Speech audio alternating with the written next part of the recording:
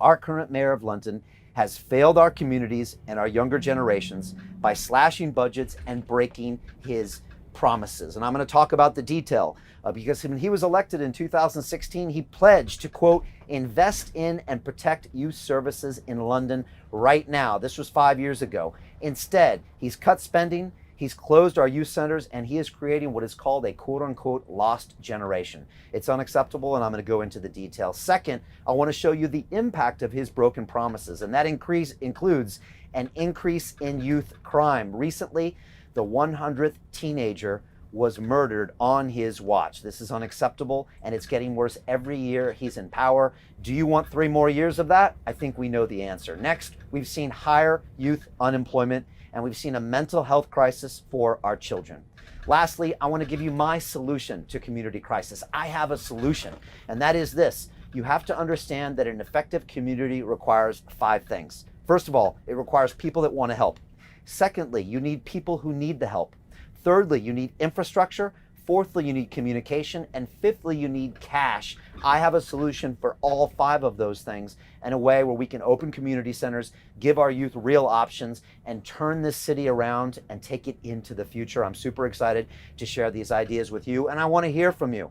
So we are streaming on a lot of social networks on right now. I want you to answer your questions or answer these questions right now. Type them in the chat. I'm literally going to read them out live while I'm here. First of all, tell me, what borough do you live in, and what question would you like to ask me? Second, I want you to tell me, do you think the mayor has failed our communities and younger generation by slashing budgets and breaking his promises, and tell me why? Next, do you think it was right recently for the police to detain us? And I'm going to tell you about that story. Recently, they fined us and they told us we could no longer campaign. And finally, I want you to tell me, do you think that free and fair elections should take place on May 6th? Do we need new leadership? Do we need new ideas? And do we need to take London in a new direction? So before we get started, I just want to give you an update. I am streaming live from the Digital Battle Bus, and this is something we created in order to effectively communicate with you, and also for me to get out in these boroughs. It's great to be here and to get out on the streets and see the issues you're really facing, because every borough is unique and you face challenges that are different than other boroughs. And as your next mayor of London, I need to be here on the ground with you and understand what your struggles are. And that's why I'm here digitally live with you, so we can communicate. I'm literally going to read all your comments out.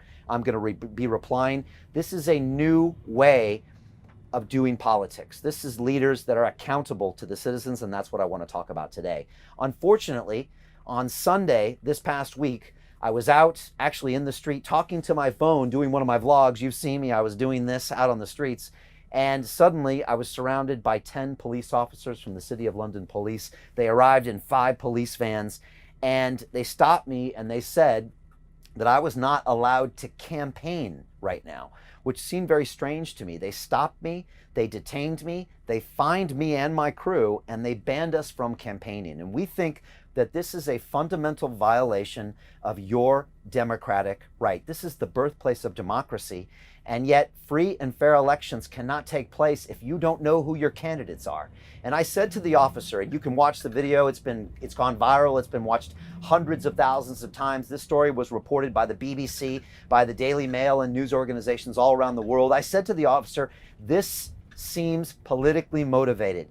And he got very angry and loud with me and said, this is not political. This is not political. And yet it seemed like we were being being watched and followed and tracked and singled out because of our activity. We went on to speak with our legal team, and we comprised this 5-page legal letter, which I posted on Instagram a few days ago. You can go read it in detail. And this was sent to Commissioner Ian Dyson of the City of London Police, Dame Cressida Dick, the Commissioner of the Metropolitan Police, and Chief Constable Paul Crowther, the Chief Constable of the British Transport Police. They've all been sent this. They've all written me back via email and acknowledged they have this, and they've sent some responses back to me, which I'll be sharing with you shortly. So we decided to continue going on.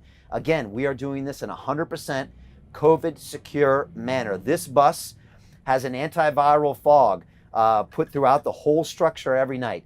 We have temperature checks when people come in, face masks, sanitizers. This is run like any film production set in London, and there are a lot of them currently functioning. So if Apple TV right now is filming a series in London, doing the same protocols. Why can't we do the same? And that's why we've pushed forward, even though on Tuesday our bus was pulled over by the Metropolitan Police. Just now in Bexley, we were followed by police, and every day we are being watched and followed by police, but we're willing to put this on the line and face potential arrests because we believe in your democratic right to choose. And that's why we're here today. Again, we're doing this in a safe manner, and we encourage all other parties to continue campaigning in a safe manner. This includes the Tories, the Labour Party, the Lib Dems, the Green. All of us should be allowed to continue. And lastly, a lot of you had asked me on this broadcast, they said to you, Brian, when will you debate Sadiq Khan? When will you debate? And it's funny, a lot of people have gone to the mayor's social feeds and they said, why won't you debate Brian Rose? And so I just want to say, I am happy to debate the current mayor of London anytime, anywhere, anyhow. All he has to do is give me the platform and the time and I'll be there. And we are the only candidates. We are the only viable candidate that can oppose him at this moment. So it makes sense for the two of us to have a debate. Again, I'm going to give you lots of facts and figures today on how I think he has failed. If he believes that I'm wrong, I would love for him to tell me, and let's have an open and honest conversation.